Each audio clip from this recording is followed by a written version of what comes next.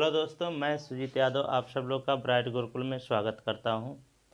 दोस्तों, आज हम आप लोगों को इंटरमीडिएट का एक बहुत ही महत्वपूर्ण टॉपिक बताएंगे जिसका नाम है गॉस का प्रमेय, जो आगामी परीक्षा के लिए बहुत ही महत्वपूर्ण भी है।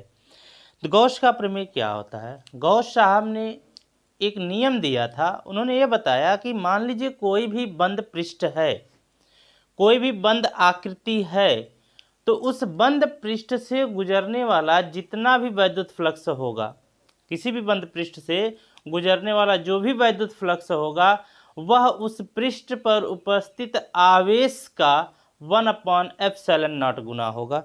गॉस का नियम क्या कहता है? किसी बंद पृष्ठ से, मान ली गॉस का नियम, गॉस का नियम या इसी को हम कहते हैं गॉस का प्रमेय। गॉस का नियम ऑब्लिक गॉस का प्रमेय क्या होता है? किसी बंद पृष्ठ से, किसी बंद पृष्ठ से, किसी बंद पृष्ठ से गुजरने वाला, किसी बंद पृष्ठ से गुजरने वाला वैद्युत फ्लक्स, किसी बंद पृष्ठ से गुजरने वाला वैद्युत फ्लक्स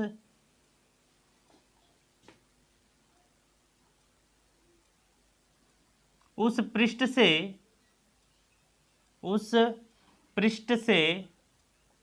घिरे, उस पृष्ठ से घिरे कुल आवेश का, उस पृष्ठ से घिरे कुल आवेश का 1/ε0 गुना होता है, 1/ε0 गुना होता है। यही क्या है? गॉस का प्रमेय है। यही गॉस का प्रमेय। गॉस का प्रमेय क्या कहता है? किसी भी बंद पृष्ठ से गुजरने वाला वैद्युत फ्लक्स उस पृष्ठ से घिरे हुए कुल आवेश का 1/ε0 गुना होता है। मान लीजिए कोई पृष्ठ है और उस पृष्ठ से घिरा हुआ आवेश Q है, अर्थात उस पृष्ठ में उपस्थित आवेश क्या है? स्मॉल q है। तो उससे गुजरने वाला वैद्युत फ्लक्स कितना हो जाएगा? वैद्युत फ्लक्स φE से प्रदर्शित करते हैं तो φE बराबर आपको मिल जाएगा Q/ε0। φE बराबर क्या मिलेगा? Q/ε0। मान लीजिए आपके पास यहाँ कोई पृष्ठ है, यहाँ पर एक Q आवेश उपस्थित था, तो इस पृष्ठ से, इस पूरे पृष्ठ से गुजरने वाला वैद्युत फ्लक्स कितना हो जाएगा? φE बराबर Q/ε0 हो जाएगा। अगर मान लीजिए इस पृष्ठ में एक से अधिक आवेश उपस्थित हो, मतलब क्या हो? Q1 आवेश हो, Q2 आवेश हो, Q3 आवेश हो, कुछ पॉजिटिव हो कुछ निगेटिव भी हो, तब इस पृष्ठ से गुजरने वाला वैद्युत फ्लक्स कितना होगा? तो देखिए यहां से क्या हो जाएगा? φE का जो वैल्यू होगा 1/ε0 गुना तो होगा, लेकिन इससे परिबद्ध या इससे बधा हुआ या इस पृष्ठ से घिरे हुए कुल आवेश का 1/ε0 होगा।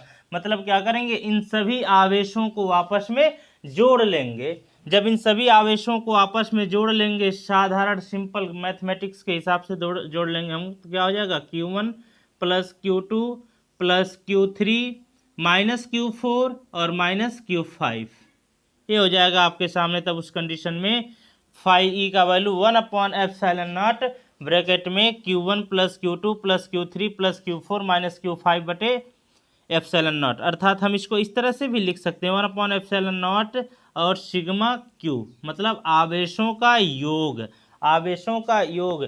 इसको हम लोग साधारण बीजगणितीय विधि से जोड़ लेते हैं या घटा लेते हैं। तो इस प्रकार से किसी भी बंद पृष्ठ से गुजरने वाले वैद्युत फ्लक्स का वैल्यू हम लोग निकाल लेते हैं। यही है आपका गॉस का प्रमेय। अब हम इसको प्रूफ करके देखेंगे। प्रूफ किया जाएगा गॉस के प्रमेय को। देखिए गॉस का प्रमेय सिद्ध करना है इसको हमें। इसके लिए हम क्या करेंगे? एक पृष्ठ लेंगे। पृष्ठ हमारे पास कैसा होना चाहिए? बंद पृष्ठ होना चाहिए। बंद पृष्ठ का मतलब होता है उसके वह चारों ओर से बंद होना चाहिए, किसी भी तरफ से खुला नहीं होना चाहिए। तो हम क्या करेंगे? बंद पृष्ठ ले लेंगे और उस बंद पृष्ठ में मान लिया हमने ये ले लिया एक बंद पृष्ठ, ये है आपके सामने एक बंद पृष्ठ। इस बंद पृष्ठ के अंदर हमने यहाँ पर मान लीजिए कोई पॉइंट ओ ले लिया। इस पॉइंट ओ पर मान लो प्लस क्यू आवेश उपस्थित है, एक स्थिर आवेश प्लस क्यू है जो पॉइंट ओ पर है।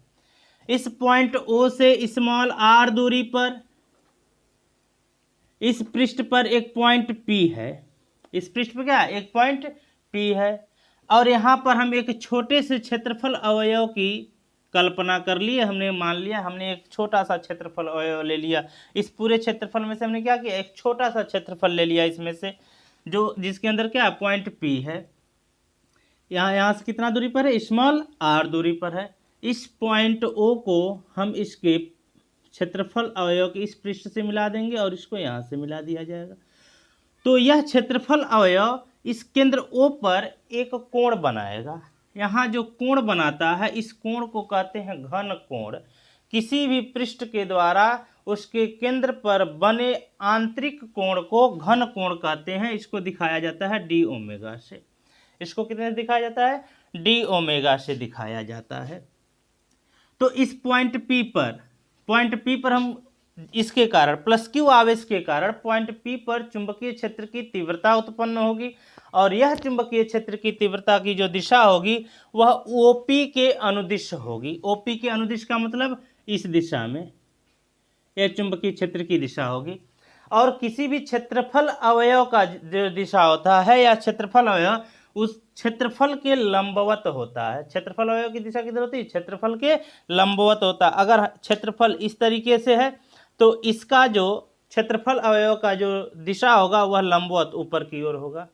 अगर क्षेत्रफल इस तरीके से है, इधर है, ये वाला क्षेत्रफल हम ले रहे हैं, तो इसका दिशा यह होगा। तो क्षेत्रफल अवयव हमने यह लिया है तो इसकी दिशा, क्षेत्रफल अवयव की दिशा किधर होगी, इधर होगी, डीए की दिशा। अर्थात क्या होगा, वैद्युत क्षेत्र और क्षेत्रफल अवयव दोनों एक ही दिशा में होंगे। जब दोनों एक ही दिशा में होंगे तो यहाँ कोण कितने डिग्री का बनेगा, 0 डिग्री का बनेगा। जब दोनों एक ही दिशा में होंगे तो कोण कितने का बनेगा, 0 डिग्री का बनेगा। तो हमने ले लिया, हमने मान लिया कि एक कोई बंद पृष्ठ है जिसके अंदर प्लस क्यू आवेश स्थित है। प्लस क्यू आवेश से स्मॉल आर दूरी पर एक बिंदु पी है जहां उत्पन्न वैद्युत क्षेत्र की तीव्रता ई ओपी के अनुदिश है, और क्षेत्रफल अवयव डीए भी, वैद्युत क्षेत्र और क्षेत्रफल अवयव डीए दोनों एक ही दिशा में है। तो हम यहाँ से निकालेंगे इस आवेश के कारण इस छोटे से क्षेत्रफल अवयव डीए से गुजरने वाला वैद्युत फ्लक्स। तो क्या लिखेंगे, क्षेत्रफल अवयव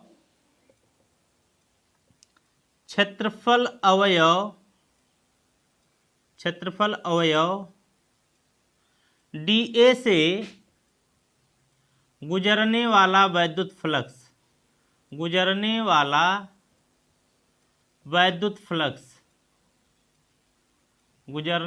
वैद्युत फ्लक्स किसी भी पृष्ठ से गुजरने वाला वैद्युत फ्लक्स क्या होता है, फाई ई बराबर होता है vector E dot vector D A.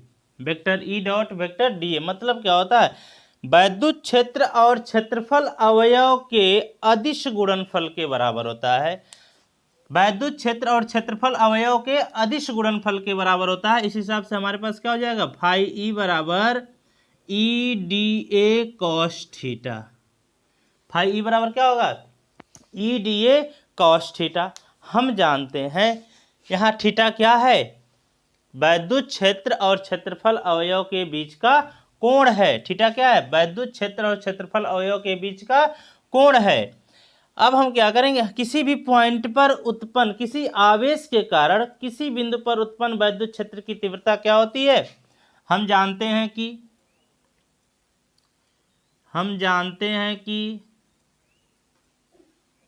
किसी आवेश के कारण किसी बिंदु पर उत्पन्न वैद्युत क्षेत्र की तीव्रता E इक्वल टू होता है 1/4 pi epsilon not into Q बटा R स्क्वायर। अब इस E का वैल्यू ला करके हम अगर इसमें पुटअप करें तो हमको मिल जाएगा डी फाई ई बराबर 1/4 pi epsilon not into Q बटे R स्क्वायर, और ये हो जाएगा डी ए कॉस थीटा। इसको हम इस तरह से भी लिख सकते हैं, डी फाई ई बराबर Q बटा 4 pi epsilon not into D A cos theta बटा R square. D A cos theta बटे आर स्क्वायर। यह डी ए कॉस थीटा बटे आर स्क्वायर क्या होता है, किसी भी पृष्ठ क्षेत्रफल अवयव के कारण उसके केंद्र पर अंतरित घन कोण होता है। डी ए कॉस थीटा बटे आर स्क्वायर क्या होता है, किसी भी पृष्ठ के कारण क्षेत्रफल अवयव के कारण उसके केंद्र पर अंतरित घन कोण होता है। अर्थात हम लिख सकते हैं यहाँ पर डी ए कॉस थीटा बटे आर स्क्वायर बराबर होगा डी ओमेगा का। कितना होगा, डी ओमेगा का। डी ओमेगा क्या है, उस क्षेत्रफल अवयव के कारण उसके केंद्र पर अंतरित घन कोण है। तो इस हिसाब से हमारे पास यहाँ पर मिल जाएगा डी फाई ई बराबर क्यू बटा 4 pi epsilon not into D omega. यह हमको मिल गया इस छोटे से क्षेत्रफल अवयव डीए से गुजरने वाला वैद्युत फ्लक्स।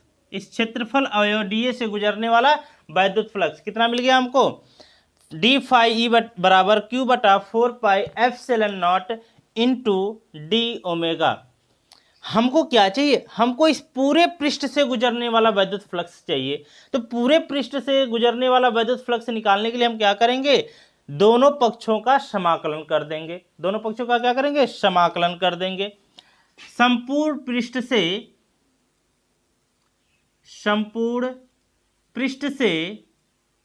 गुजरने वाला वैद्युत फ्लक्स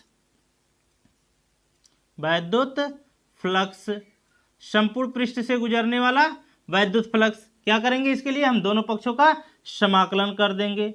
डी फाई ई बराबर क्यू बटा 4 pi epsilon not into D omega. इसका समाकलन करेंगे तो क्या हो जाएगा, फाई ई क्यू बटा 4 पाई एप्सिलॉन नॉट क्या है, कांस्टेंट है, तो सीधे सीधे बाहर चला आएगा। तो यहाँ क्या बच जाएगा, डी ओमेगा का समाकलन करेंगे। डी ओमेगा का समाकलन क्या होगा, 4 पाई के बराबर होगा। डी ओमेगा का समाकलन क्या होगा, 4 पाई। भाई किसी भी गोले के अंदर उसके केंद्र पर अंतरित घन कोण मैक्सिमम कितना हो सकता है, 4 पाई हो सकता है। तो डी ओमेगा इक्वल टू क्या हो गया, 4 पाई हो गया। इस हिसाब से आपके पास मिल जाएगा यहाँ से फाई ई बराबर क्यू बटा 4 पाई एप्सिलॉन नॉट इंटू 4 पाई। 4 पाई से 4 पाई कैंसिल हो गया, तो आपके पास मिल गया फाई ई बराबर क्यू बटा एप्सिलॉन नॉट। यही क्या है, यही गॉस का प्रमेय है। यही गॉस का प्रमेय है। इस प्रकार से हमने आपको गॉस का प्रमेय सिद्ध करके दिखा दिया।